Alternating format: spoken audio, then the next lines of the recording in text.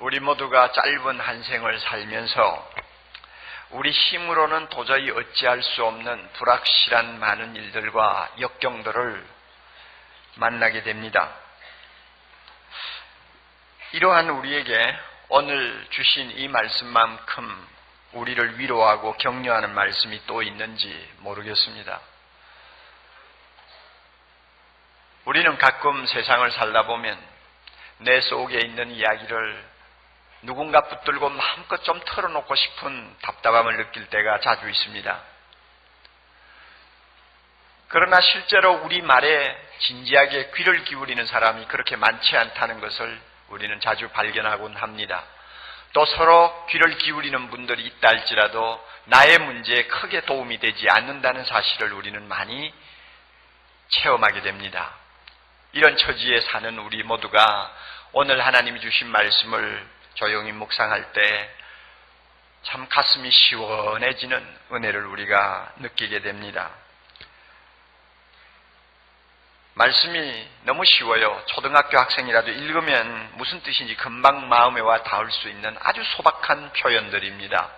그러므로 설교를 듣는 것도 중요하지만 이 말씀 본문 자체를 가슴에 안고 조용히 묵상하며 계속 그 말씀을 반추하면서 우리가 마음에 담으면 이것이 우리 마음을 물된 동산같이 풍요롭게 만들 수 있다고 저는 봅니다. 여러분 다 외우시죠? 구하라 그러면 너희에게 주실 것이요, 찾으라 그러면 만날 것이요, 문을 두드리라 그리하면 너희에게 열릴 것이니라. 그렇죠? 구하는 자가 얻을 것이요, 찾는 자가 만날 것이요, 두드리는 자에게 열릴 것이니라. 그 다음에 참 중요한 말씀 있잖아요. 너희가 갈지라도 자녀에게 좋은 것을 줄 줄 알거든. 그 앞에 무슨 말씀이 있어요? 자식이 떡을 달라 하면 뭘 줘? 돌을 줄 자가 없고, 그렇죠? 자식이 생선 달라는데 뱀을 지어줄 부모가 없어요. 너희가 갈지라도 자녀에게 좋은 것 줄 줄 알지 않느냐? 하물며 하늘에 계신 너희 아버지께서 구하는 자에게 좋은 것을 주시지 않겠느냐? 한마디 한마디가 우리 마음에 와서 아주 강하게 참 우리 마음을 찡하게 울리게 만드는 은혜의 말씀이라는 것을 우리가 느낍니다. 여러분 여기에서 염려하지 말라고 6장에서 우리에게 간곡하게 말씀하시던 주님을 기억하십시오. 무엇을 마실까, 무엇을 먹을까, 입을까 염려하지 말라고 하시던 주님이 오늘 7장에 와서는 구하라고 합니다. 찾으라고 합니다. 두드리라고 합니다. 왜 염려하지 말아야 하는 우리가 기도를 해야 합니까? 기도는 염려 백신입니다. 기도하면 염려가 조용해질 수가 있지만은 우리가 기도를 그만두면 염려가 발병을 합니다. 그러므로 이 두 가지는 항상 병행해요. 염려 안 하기와 기도하기. 이 둘은 항상 신앙생활에서 병행을 합니다. 빌립보 4장 6절에도 똑같은 맥락의 말씀을 우리에게 주고 계시는데요. 아무것도 염려하지 말라고 하시잖아요. 아무것도 염려하지 말라. 그리고는 그 다음에 이어서 무슨 말씀이 나옵니까? 모든 일에 기도와 간구와 소원을 하나님께 감사함으로 아뢰라고 합니다. 그러니까 염려하지 마. 그러나 그게 전부 아니야. 기도해 하는 이야기요. 이 두 가지가 병행을 제대로 할 때 우리의 영혼이 푸른 초장에서 뛰노는 건강한 하나님의 자녀가 될 수 있고 양들이 될 수 있어요. 그러나 염려를 안 하는데 기도도 안 합니까? 반드시 우리의 영혼은 병들고 맙니다. 우리가 이 사실을 꼭 마음에 명심해 둘 필요가 있습니다. 사랑하는 여러분, 기도가 무엇입니까? 구하고 찾고 두드리는 것입니다. 이 세 가지를 너무 구별하려고 하지 마세요. 이렇게 구하라, 찾으라, 두드리라 하고 반복해서 말씀하시는 이유가 있어요. 기도는 우리의 열정을 담고 하나님께 아뢰는 것입니다. 기도는 끈기 있게 하나님 앞에 매달리는 것입니다. 기도는 절대 포기하지 아니하는 집념을 가지고 하나님 앞에 마음을 토하는 것입니다. 이 사실을 좀 더 우리에게 강하게 말씀하기 위해서 구하라, 찾으라, 두드리라고 하는 삼중 강조법을 사용하신 것입니다. 그러므로 기도는 이런 대단한 것이구나 하는 것을 우리가 마음에 일단 받아들여야 돼요. 입술만 가지고 몇 마디 하는 거 기도가 아니라는 것입니다. 물론 예배 드릴 때 그저 한두 마디 기도해도 하나님 앞에 하나님이 들으시는 기도가 될 수는 있습니다만은 진짜 기도의 핵심은 구하고 찾고 두드리는 열정과 끈기와 집념이 있어야 합니다. 한두 번 기도하다가 그만두어 버리는 것은 하나님이 기도라고 하지 않아요. 끝을 볼 때까지 매달리는 자세가 필요하다는 것입니다. 이런 의미에서 기도가 뭐냐? 기도는 우리가 개인적으로 현실적으로 부딪히는 여러 가지 절박한 문제들이 있잖아요. 그 절박한 문제들을 가지고 하나님 앞에서 씨름하는 것이라고 말할 수 있습니다. 이것이 구하고 찾고 두드리는 기도입니다.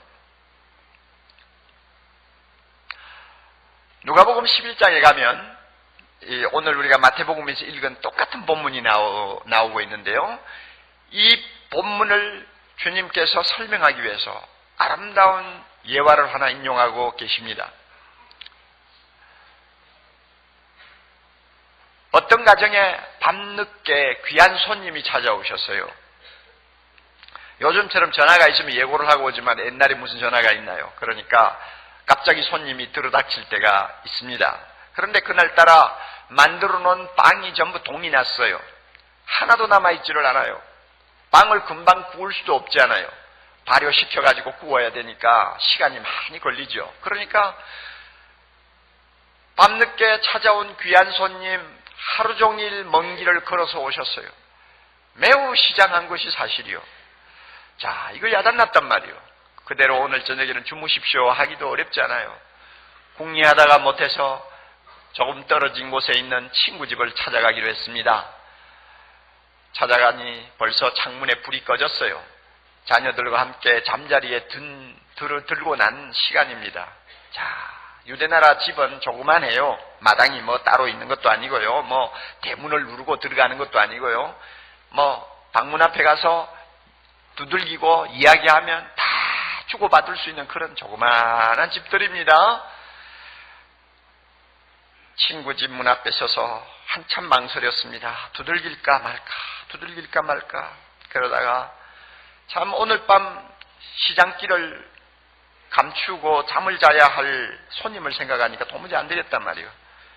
체면 불구하고 두들기자 하고는 똑똑똑똑 두드렸어요. 안에서 누구요? 하고 대답을 했습니다. 나 누군데 너무 귀한 손님이 오셨는데 빵이 없다네. 참 죄송해. 이렇게 늦게 와서 괴롭혀서 정말 죄송한데 날 좀 도와주게나. 빵 있으면 몇 개만 빌려주어. 자네가 보다시피 나는 애들하고 벌써 잠자리에 들었어. 어떻게 일어나니? 오늘 저녁만 참으라고 해. 죄송해. 그저 돌아가주면 좋겠네. 그 말 들으니까 더 이상 무슨 말을 할 용기가 없어졌어요. 문 밖에 서서 갈까 말까 주저하고 있습니다. 방에 있는 친구는 이제 갔겠지 하고 잠을 청하는데 아무리 돌아가려고 해도 발걸음이 떨어지지 않아요. 자, 안 되겠다. 얼굴에 철판 깔고 빵을 얻어가야 되겠어 하고는 전보다도 더 강하게 땅땅 두들겼습니다. 야, 정말 괴롭히지 말라는데 왜 그러냐? 돌아가라. 오늘 저녁에 나 줄 수 없어. 제발 좀 날 좀 도와줘. 그랬더니 밖에서는 제발 날 좀 도와줘. 내가 어떻게 이렇게 돌아가냐? 어떻게 손님을 굶기고 재우냐? 너 조금만 수고해주면 되지 않니? 하고는 땅땅 두들깁니다. 계속 두들겨요. 일어날 때까지 두들겨요. 자, 이런 상황이 벌어졌습니다. 어떻게 할까요? 누가 이길까요? 밖에서 두드리는 사람이 이기죠. 그러니까 할 수 없이 일어나가지고 친구에게 빵을 주어서 돌려보냈다 하는 이야기입니다. 그렇게 하고 나서 주님이 뒤에다가 코멘트를 하셨어요. 11장 8절에 비록 벗됨을 인하여서는 일어나 주지 아니할지라도 그 강청함을 인하여 일어나 그 소용대로 주리라. 친구 사이를 생각하면 절대 들어주고 싶지 않아요. 그러나 너무 못살게 구니까 저러다가 내가 잠을 못 잘 위험이 있으니까 할 수 없이 귀찮아서 들어주었다 하는 이야기입니다. 이 말씀을 하시고 나서 그 다음에 이어서 무슨 말씀 하시는지 알아요? 구하라 그러면 주실 것이요, 찾으라 그러면 만날 것이요, 문을 두드리라 그러면 열릴 것이니라. 그러므로 주님이 원하는 기도가 무슨 기도입니까? 끝까지 두들기는 기도요, 구하는 기도요, 찾는 기도라 그 말입니다. 주님이 그걸 원하세요. 이런 기도의 성격을 우리가 파악했다고 해서 모든 것이 끝난 것이 아닙니다. 주님께서 하신 이 말씀을 가만히 묵상하면 참 우리가 묵상할 때마다 마음에 참 큰 은혜를 받을 수 있는 내용들이 많이 들어있어요. 우리 몇 가지만 좀 생각해 봅시다. 첫째로요, 구하고 찾고 두드리는 기도는 하나님의 때를 기다리는 기도라야 한다 하는 암시가 들어있습니다. 하나님의 때를 기다린다. 내가 원하는 시간에 내가 받아내기만 할 수 있다면 구할 필요가 없죠. 뭐 두들기고 있어요? 한 번 기도하면 끝날 텐데, 한 번 기도하면 하나님이 주실 텐데 뭘 집요하게 버티고 서서 두들기고 있어요? 그런데 주님께서 구하고 안 되면 찾고 안 되면 끝까지 두들겨라 하는 이유는 하나님의 때가 따로 있을 수 있다는 것입니다.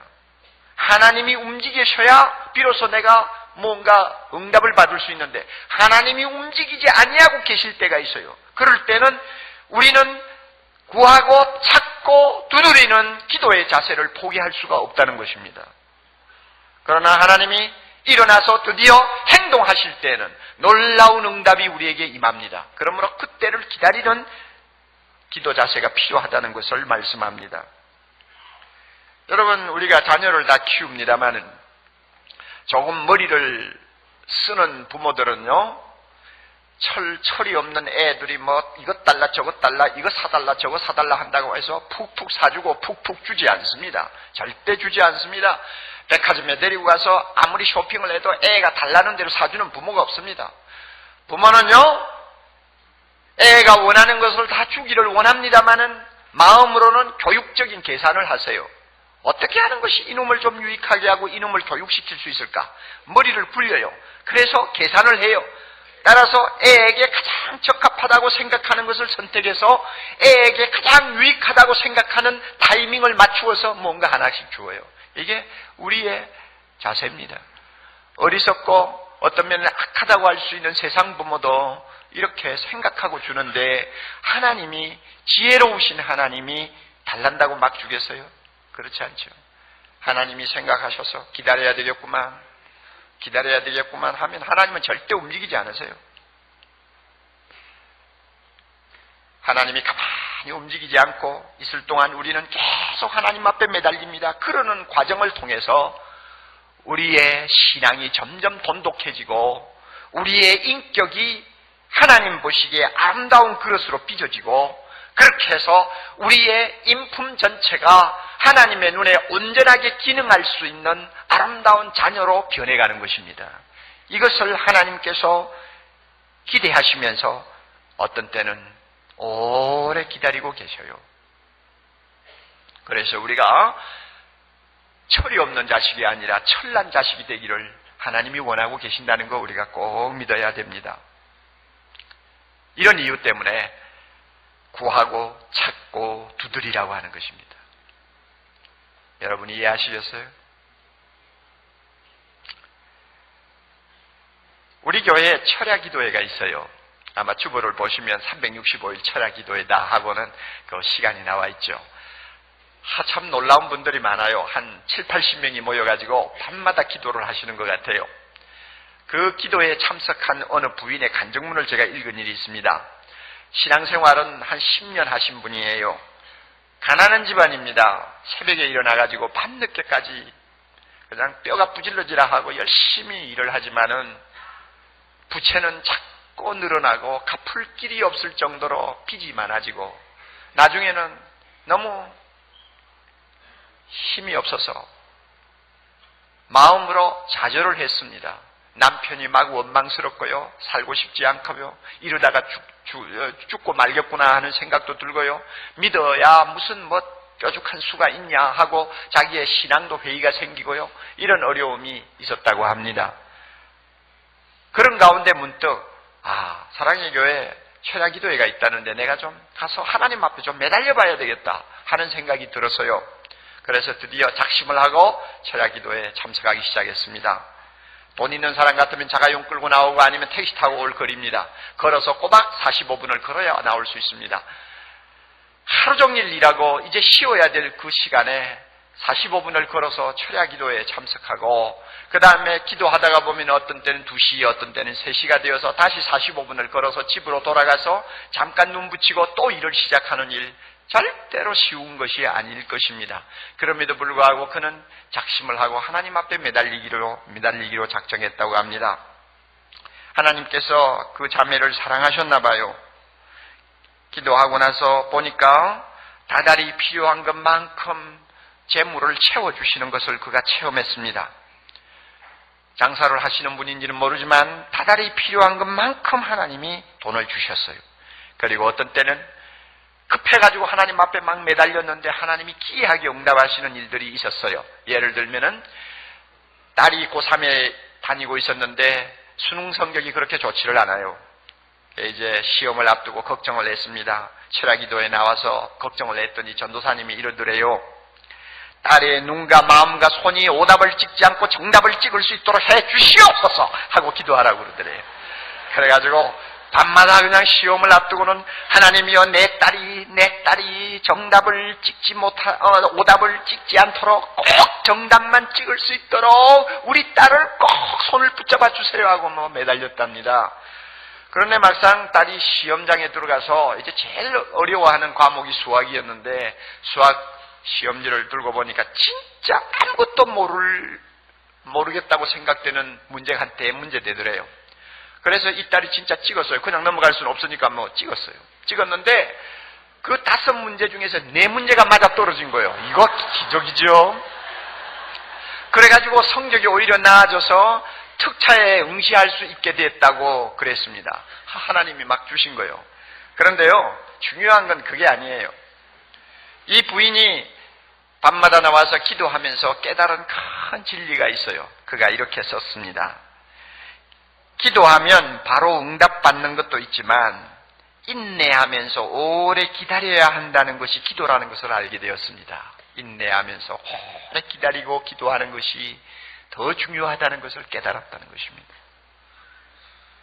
구하라, 찾으라, 두드리라 하는 기도 속에는 오래 기다려야 한다는 하나님의 명령이 있다는 사실을 믿으시기 바랍니다. 하나님의 때가 있습니다. 두 번째로 우리가 구하고 찾고 두드리는 기도의 대상이 하나님 아버지라는 사실을 우리가 마음에 꼭 기억해 두셔야 됩니다. 11절에 나오지 않습니까? 하늘에 계신 너희 아버지께서 구하는 자에게 좋은 것을 주시지 않겠느냐? 하늘에 계신 너희 아버지께서 아버지예요.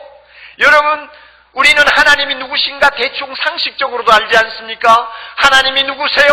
모든 것을 다 가지신 분입니다. 그에게는 부족함이 하나도 없습니다. 하나님이 누구십니까? 그는 마음만 먹으면 무엇이든지 다 하실 수 있는 전능하신 분이십니다. 하나님은 누구십니까? 그는 우리를 불쌍히 여기시는 분입니다.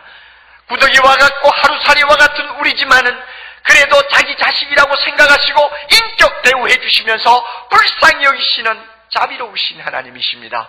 그뿐입니까? 말씀을 통해서 약속하신 그의 모든 약속은 하나도 빠짐없이 성실하게 지키시기를 원하시는 성실하신 하나님 아버지십니다. 그런 하나님이 우리의 아버지가 되시는 거예요. 모든 것을 가지신 분, 무엇이나 다 하실 수 있는 분, 우리를 불쌍히 여기시는 분, 한 번 약속하시면 반드시 지키시는 그 하나님이 우리 아버지 되세요. 그분에게 구하는 것입니다. 그분을 찾는 것입니다. 그분의 문을 두드리는 것입니다. 이것이 기도라는 것이요. 이게 얼마나 놀라운 일입니까? 여러분, 우리가 예수 믿고 우리에게 일어난 많은 기적들이 있습니다마는 그 가운데서 빼놓을 수 없는 기적은 뭡니까? 하나님을 아버지라고 맘 놓고 부를 수 있다는 것입니다. 이것은 성경에 보면 권세라고 했어요. 하나님이 주신 권세입니다. 하나님의 자녀의 권세입니다. 우리가 아무나 붙들고, 여러분 대통령이 있다고 해서 아무나 가서 그 사람을 보고 아버지 할 수 있습니까? 할 수 없지요. 누군가가 그를 아버지라고 부를 수 있다면 아버지가 가지고 있는 영광과 권세를 자기가 같이 누리는 것 아닙니까? 하나님을 아무나 아버지라고 불러요? 아니요, 천만에요. 아무도 그렇게 부를 수 없어요. 예수님이 세상에 계실 때 하나님을 아버지라 부르다가 사람들에게 미움을 받아 십자가에 처형된 것을 여러분이 아세요? 하나님을 아무나 아버지라 부르는 거 아니에요. 그러나 우리가 예수 믿은 다음에 하나님이 우리에게 이 권세를 주셨어요. 언제든지 나를 아버지라 불러라. 얼마나 감사해요. 이 아버지를 향해서 구하고 찾고 두드리는 것이 기도입니다. 얼마나 큰 영광입니까? 그럼에도 불구하고 우리는 머리로서는 그걸 다 받아들여요. 그러나 실제로 하나님을 나의 아버지로 믿고 마음에 깊이 받아들이지를 못하는 사람들이 많아요. 다른 말씀으로 표현한다면 하나님을 나의 아버지로 100% 신뢰를 못하고 있는 분들이 많다 그 말입니다. 이것이 문제예요. 뭘 보고 아느냐? 기도 안 하는 거 보면 알잖아요. 기도 안 하는 거 보면. 진짜 하나님을 그렇게 아버지로 신뢰한다면 기도 안 하고 되겠어요? 그런데 기도 안 한다고요. 기도해도 그저 형식적으로 몇 마디 하고 끝내요. 그거는 하나님을 그만큼 내가 믿지 않는다는 이야기예요. 그렇잖아요. 우리 교회 인터넷에 있는 홈페이지 들어가 보면 우리 교역자들이 한 10여 명씩 제자 훈련생들을 모아놓고 가르치는 그 훈련 장면이 공개되고 있습니다. 어느 목사님이 인도하는 여제자반이 공개가 되어 있어서 제가 한 2시간 쭉 들어봤어요. 풀 사이즈로 공개가 되고 있어요. 그래서 그 제자훈련 어떻게 하나 하는 것을 보려면 그 사이트에 들어가면 금방 알 수 있어요. 제가 그 제자훈련하는 장면을 한 2시간 지켜보면서 참 많은 은혜를 받았어요. 제목은 하나님은 누구신가예요. 그래서 자연히 하나님이 누구신가를 공부하니까 하나님은 거룩하시다, 하나님은 전능하시다, 하나님은 또 무소부재하시다, 하나님은 자비로우시다 하는 이런 하나님의 속성들을 하나하나 배우게 되지 않겠어요? 그 목사님과 자매들이 그 말씀을 배우면서 많은 은혜를 받더라고요. 그 모든 내용을 대충 다 공부하고 난 다음에 목사님이 한 번 더 못질을 하기 위해서 질문을 이렇게 하셨어요. 자, 우리가 이렇게 하나님이 누구신가를 배웠는데 여러분 진짜 하나님이 이런 분이라는 것을 믿으세요?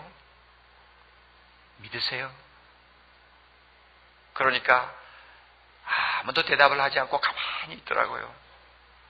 웬만한 자리 같으면 아멘 하면 끝나겠지만 한 10여 명이 모여가 제자훈련하는 자리에서 그렇게 속도 없는 아멘 소리만 해가 안 되죠. 자기 속에 있는 것들을 다 서로 나누는 시간이니까 아멘을 하고 싶어도 양심상 금방 아멘이 안 나오는 거예요. 왜? 나도 안 믿는 구석이 있다 그 말입니다. 그러니까 금방 아멘이 안 나오잖아요. 다 가만히 있어요. 그러다가 어떤 자매가 그러더라고요. 목사님, 이렇게 말씀을 배울 때는 그렇다고 다 하나님이 그러신 분이라고 인정을 하는데 실제로는 잘 안 믿어질 때가 많아요. 그게 우리 모두의 현주소입니다. 우리가 이런 불신을 성령께서 이 시간 씻어낼 수 있도록 기도하시기 바랍니다. 하나님이 우리 아버지 되세요. 우리가 무릎을 꿇고 하나님을 향해 아버지 하고 부르짖을 때마다 감격스러운 사실들이 한두 가지가 아닙니다. 무엇보다도 우리를 감동시키는 거 하나 있어요. 우리가 아버지라고 부르는 그 하나님은 하늘에 계시지만은 성령을 통해서 우리와 함께 동행하시는 분이라는 것입니다. 험한 세상 살아갈 동안 그 하나님은 우리 곁에 함께 걸으세요. 내 손을 잡고 그 전능하신 하나님이, 모든 것을 가지신 하나님이, 자비로우신 하나님이, 한번 약속하시면 반드시 실천하시는 성실하신 하나님이 나와 함께 세상을 걸어가고 계신다고 말씀합니다. 나와 함께 세상을 걸어가시는 아버지 되세요. 얼마나 감격스러워요, 여러분.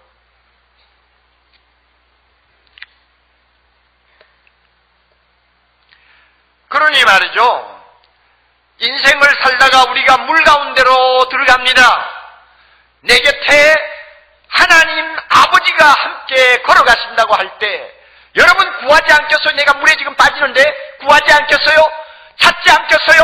두드리지 않겠어요? 두드리고 찾는 것이 얼마나 아이가 아버지하고 가다가 미끄러지면 아빠 하고 부르짖는 거야. 너무나 자연스러운 현상이죠. 진정 하나님이 나의 아버지가 되셔서 내 인생길을 함께 걸어가신다. 나도 모르게 내가 사망의 엄침한 골짜기를 통과할 때 여러분 내가 하나님을 찾고 부르짖는 게 뭐가 이상한 거예요? 정말 그 하나님이 나와 함께 동행하시는 아버지라는 것을 믿는다면 구하고 찾고 기도하는 것, 부르짖는 것, 두드리는 것 무엇이고 이상하냐 말이에요. 기도 안 하는 사람이 오히려 이상하죠. 그렇지 않습니까? 그리고 하나님을 향하여 우리가 아버지하고 부를 때마다 또 가슴을 뭉클하게 하는 사실이 하나 있습니다. 그게 뭔지 아세요? 우리가 막 집요하게 하나님 주시옵소서, 하나님 주시옵소서, 불쌍히 여겨 주옵소서 하고 기도하면요, 하나님이 그 강청을 들으시고는 하나님이 마음을 바꾸신다는 것입니다. 마음을 바꾸시는 아버지. 마음을 바꾸세요. 이거 참 희한한 이야기예요. 여러분, 하나님은 어떤 분이라고, 어떤 아버지라고 생각하세요? 자, 우리는 흔히 육신적인 아버지를 생각하면 주로 두 개의 이미지가 마음에 떠오릅니다. 하나는 고집이 세고 한번 자기 주장 내세우면 막 누구 말도 안 듣고 막 부인 말도 자식 말도 안 듣고 끝까지 관철하는 완고한 아버지의 이미지가 있어요. 종교개혁자 루터의 아버지가 그런 분이었다고 합니다. 그리고 저의 아버지도 그런 형에 속했습니다. 통하지 않아요. 그러니까 아이고 아마 이야기해봐도 소용없어. 가만히 있어야 돼. 무슨 말 했다가는 집안이 아우성 날 테니까 뭐 이런 식으로 완고한 아버지 이미지가 있잖아요. 그리고 또 다른 이미지가 있어요. 자상하시고 부드럽고 항상 자녀의 말에 귀를 기울이고, 그래서 서로 대화를 하다가 자녀의 말을 들어보았을 때 자기 생각보다는 자녀들의 생각이 옳다고 판단되면 스스럼 없이 자기 생각을 접고 자녀들의 소원대로 들어주시는 너그러운 아버지 이미지가 있잖아요. 자, 그러면 여러분, 하나님을 아버지라 부를 때 우리는 누구의 이미지가 어떤 이미지가 머리에 떠오릅니까? 완고한 하나님. 어떤 사람은 그렇게 가르쳐요. 하나님은 한번 뜻을 정하시면 절대로 변개치 않으시는 분이다. 그가 뜻을 정하시면 반드시 그 뜻은 이루어진다. 그러므로 우리가 하나님의 뜻을 바꾸려고 생각하는 것은 그것은 불경지에 해당하는 것이다 하고 가르칩니다. 성경에 보면 그렇게 가르칠 수 있는 근거도 있어요. 하나님은 왔다 갔다 하시는 분 아니에요. 만약에 그런 식으로 하나님을 우리가 믿는다면 참 하나님 아버지 앞에 우리가 구하고 찾고 두드릴 수 있을까요? 해봐야 소용없는 짓인데. 우리가 하나님 앞에 기도할 때마다 내 기도는 하나님의 뜻에 반드시 일치한다고 장담할 수 있는 기도가 몇 가지나 돼요. 우리는 잘 몰라요. 하나님의 뜻이 다 뭔지를 몰라요. 그저 우리는 너무나 절박한 문제를 가지고 막 견딜 수가 없어가지고 하나님을 찾는 것이지, 이게 하나님의 뜻에 맞는지, 이 기도가 하나님을 기쁘게 할 수 있는 기도인지 아닌지 우리가 다 잘 몰라요. 막 급하니까 부르짖는 것이죠. 그러니까 하나님의 뜻이 무엇인지 제대로 모르고 우리가 부르짖는데 하나님은 어떤 뜻을 갖고 계신다. 그러므로 아무리 부르짖어도 하나님은 자기 뜻을 절대 바꾸지 않으신다 하는 전제가 분명하다면 기도할 필요가 없죠. 그러나 여러분 보세요. 왜 구하라고 합니까? 왜 찾으라고 합니까? 왜 집요하게 문을 두드리라고 합니까? 너 기도 들어보고 내가 설득을 당할 수 있다 하는 이야기입니다. 너 기도 때문에 내가 설득을 당할 수가 있다는 이야기입니다. 하나님의 입장에 내가 마음을 바꿀 수 있다는 이야기입니다. 참 얼마나 기가 막힌 이야기요. 이것을 설명할 수 있는 좋은 예가 있어요. 열왕기하 20장에 가보면 참 경건하고 또 하나님의 뜻대로 살려고 하던 젊은 왕이 있습니다. 히스기야라는 왕입니다. 그 왕은 하나님을 잘 섬겼습니다. 그래서 하나님이 많은 축복을 주셨는데 그만 30대 후반에 치명적인 병에 걸려가지고 쓰러졌어요. 투병 생활을 하는데 하루는 하나님이 이사야를 불러가지고, 선지자 이사야를 불러가지고 너 히스기야 왕에게 가서 내 뜻을 전해라. 내가 히스기야를 부르려고 한다. 그러므로 다시 살지 못할 테니까 집안에 대해서 유언하라고 가서 일러라. 그랬어요. 이사야 선지자가 히스기야 왕을 찾아와서 왕이여, 하나님의 뜻입니다. 왕은 일어나지 못합니다. 그러므로 집안을 정리하고 유언하십시오. 그랬어요. 이사야 선지자가 떠나고 난 다음에 히스기야 왕이 얼마나 슬프고 절망을 했는지 몸을 돌려 벽을 향해 누워서는 방성대곡을 하면서 하나님 앞에 부르짖는 기도가 나와요. 그런데 하나님이 그 기도를 다 들으셨어요. 그리고는 지금 자기 집으로 돌아가고 있는 선지자를 길거리에서 다시 불렀어요. 너 히스기야에게 다시 돌아가라. 돌아가서 내가 마음을 바꾸었다고 전해라. 그리고는 뭐라고 히스기야에게 전했는지 압니까? 하나님께서 왕의 눈물을 보셨다고 합니다. 왕의 기도를 들으셨다고 합니다. 그래서 마음을 바꾸시고 왕에게 15년을 더 살 수 있도록 생명을 연장시켜 주신다고 약속하셨습니다. 왕이여 소망을 가지시고 일어나십시오. 그랬단 말이에요. 여러분, 이런 하나님이라는 거 여러분 아세요? 하나님의 큰 틀은 바뀌지 않습니다. 하나님의 그 기본적인 뜻은 바뀌지 않아요. 그 뜻이 뭔지 아세요? 우리를 통해서 하나님이 영광 받으시겠다고 하는 것입니다. 그리고 모든 것을 합력하여 우리에게 선을 이루도록 해주시겠다고 하는 뜻입니다. 이 큰 틀은 변함이 없어요. 그러나 이 틀 안에서 개개인적인 우리 개인의 문제를 다루실 때는 경우에 따라서 우리의 기도를 들으시고 하나님께서 자기 뜻을 바꾸시고 스스로 우리 기도에 설득당하시는 것 같이 보이시는 일들이 자주 일어난다는 것입니다. 여러분 이거 믿으세요? 왜 그러세요? 너그러우신 아버지세요. 너그러우신 아버지. 요즘 많은 분들이 읽고 계시는 달라스 윌라드라고 하는 유명한 저자의 글을 보니까 이런 말이 있어요. 적절하다고 생각되는 상황에서 뜻을 못 바꿀 하나님이라면 그는 전능하신 분이라고 할 수가 없다. 그랬어요. 적절하다고 판단하는 상황에서 자기 뜻을 바꾸지 못하고 매여 있다면 어떻게 그 하나님이 전능한 하나님이냐 그 말입니다. 우리의 유익을 위해서라면 하나님은 자기 마음을 바꾸실 수가 있다는 것입니다. 여러분, 우리와 함께 동행하시는 하나님이세요. 아버지세요. 경우에 따라서는 우리의 기도를 들으시고 마음을 바꾸실 수 있는 자비로우신 아버지세요.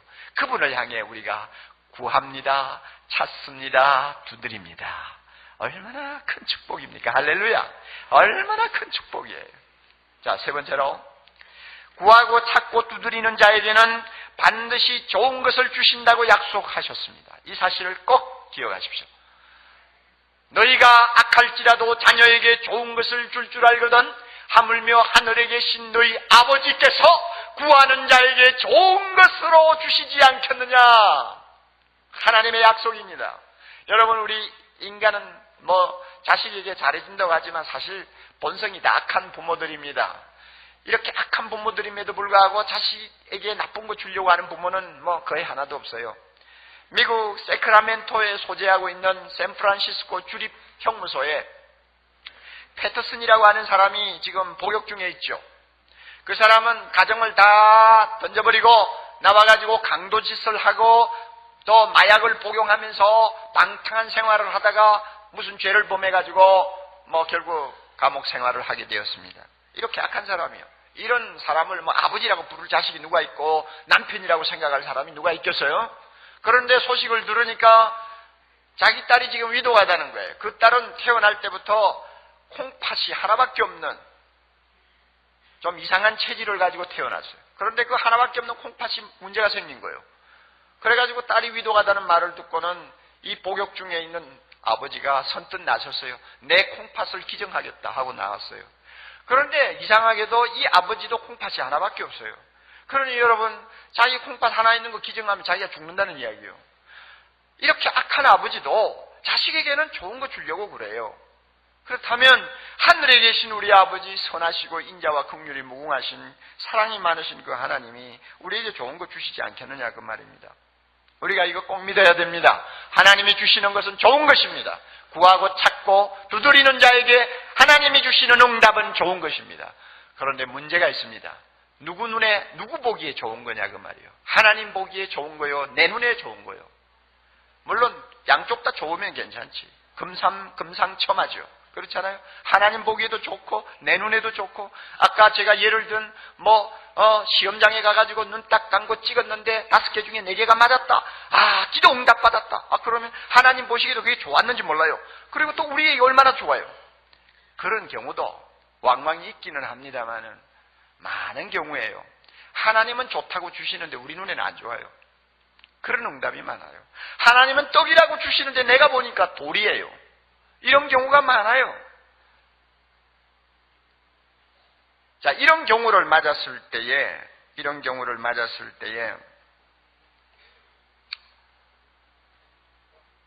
우리에게 중요한 것은 내 눈에 돌로 보여도 하나님이 주시는 것이니까 좋은 것임에 틀림이 없다고 하는 믿음입니다.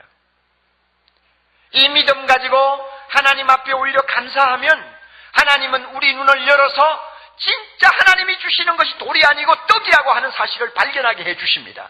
우리의 영안이 어둡기 때문에 하나님이 주시는 것을 돌로 보는 거예요. 그러나 우리의 영안이 열리면 하나님이 주시는 것이야말로 진짜 나를 위해서 주신 좋은 것이구나 하는 것을 발견하게 됩니다.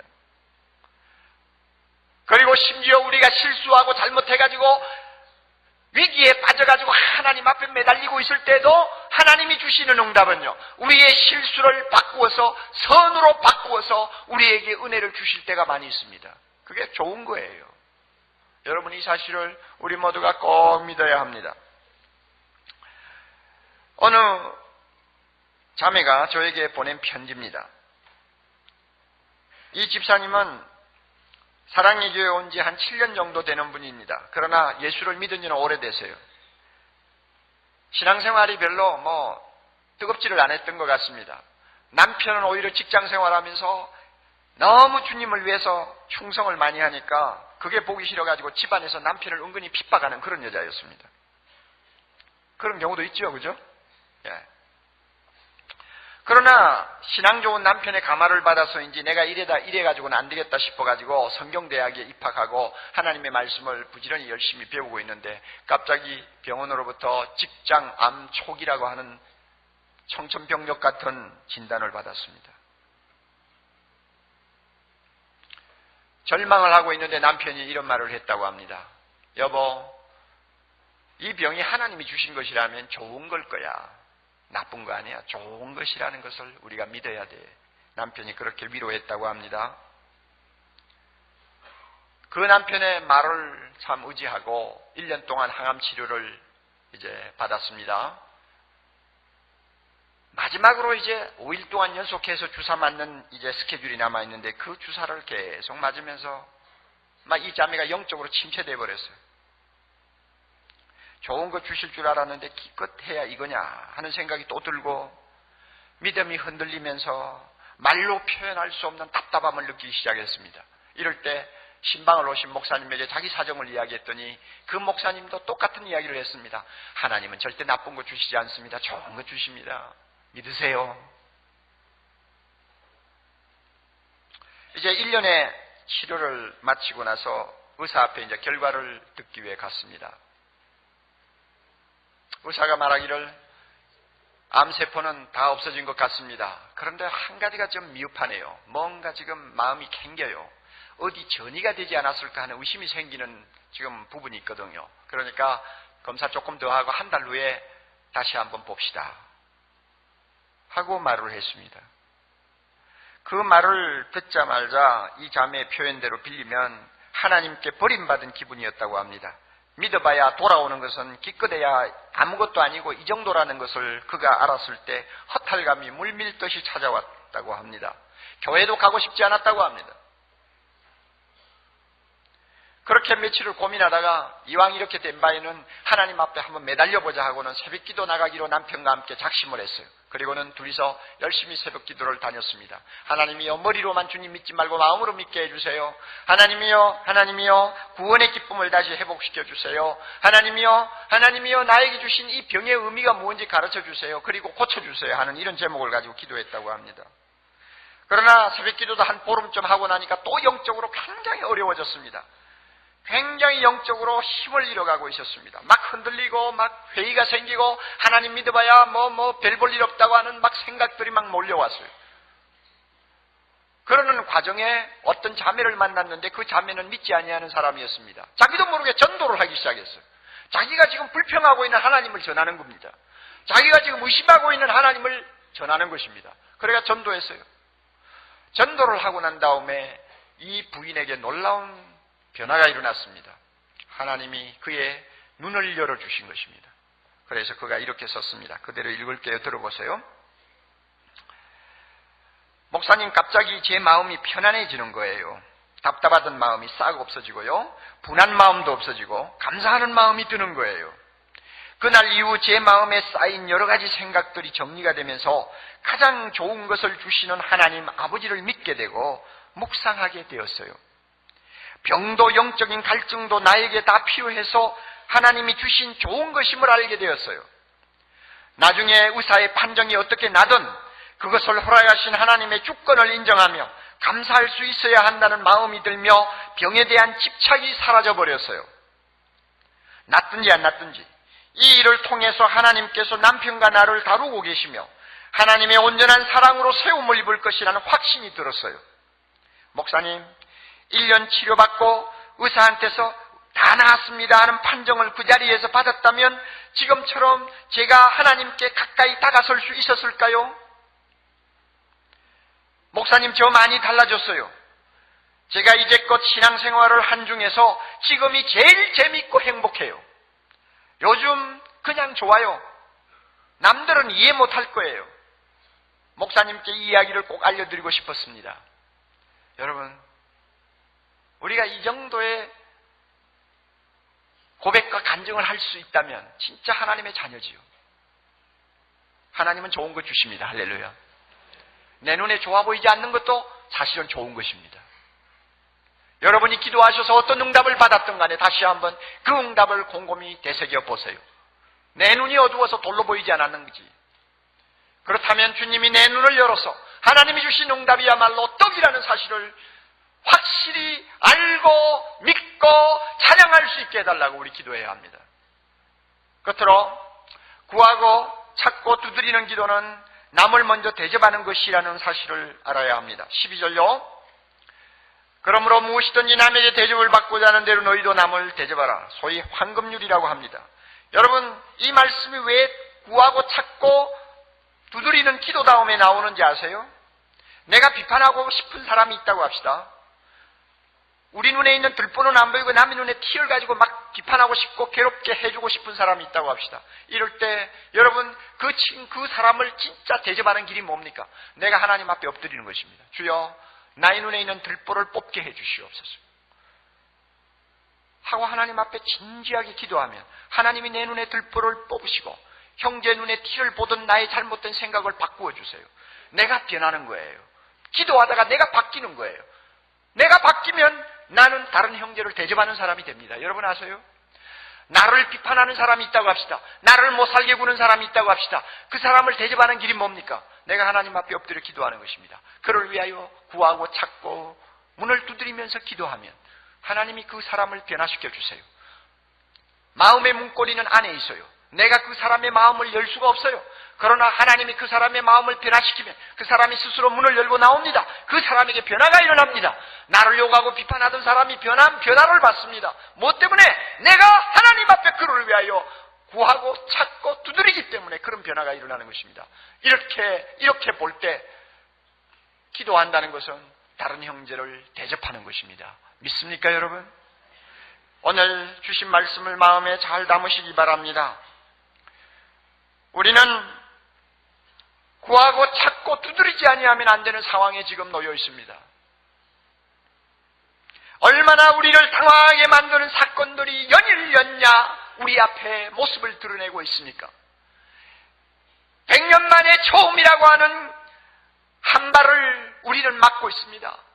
온 땅이 메마르고 있습니다. 비를 주시는 하나님이세요. 선인과 악인을 가리지 아니하시고 비를 주시는 하나님이세요. 그분이 우리의 아버지세요. 우리가 이와 같은 어려움을 당할 때 왜 찾고 구하고 두드리지 않겠습니까? 환경이 오염되어 우리에게 어떤 병이 발병할지를 도무지 모르는 불안을 안고 우리는 살고 있습니다. 갑자기 우리 몸에 이상이 생길 수가 있습니다.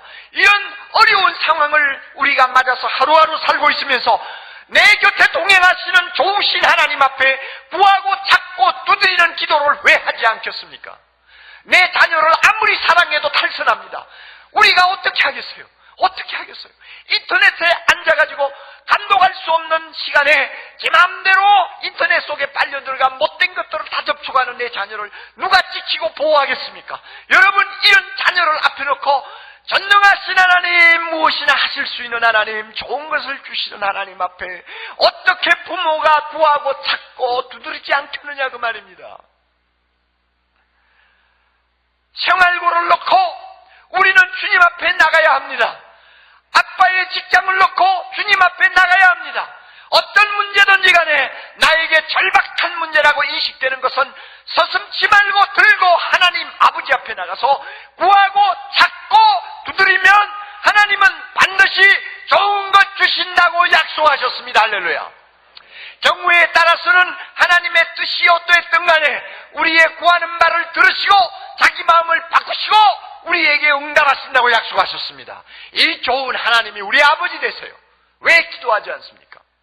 우리 모두가 기도함으로써 승리하는 삶, 기도함으로써 기적을 창출하는 삶, 기도함으로써 하나님의 놀라운 영광을 세상에 보여줄 수 있는 승리자의 삶을 살 수 있도록 우리 모두가 노력할 수 있기를 바랍니다. 다 같이 기도하십시다. 자비로우신 하나님 아버지시여, 우리를 향하여 구하고 찾고 두드리라고 말씀하시고 그렇게 간청하면 하나님이 좋은 것을 주시겠다고 약속하신 하나님 아버지, 그동안 우리가 기도를 게을리하며 기도에 마음을 두지 아니했던 불신을 용서하여 주시기를 원합니다. 우리는 우리 개인을 위하여 절박한 문제들이 있습니다. 우리 가정을 위하여 절박한 문제가 있습니다. 이 사회와 국가를 위하여 절박한 문제가 있습니다. 하나님의 나라를 위하여 절박한 문제가 많이 있습니다. 주여, 구하게 하옵소서, 찾게 하옵소서, 두드리게 하옵소서. 나와 함께 동행하시는 자비로우신 하나님 아버지를 옆에 두고 우리가 기도에 게을러서 하나님을 불신하는 신앙생활하지 않도록 도와주시옵소서. 예수님 이름으로 기도드리옵나이다. 아멘.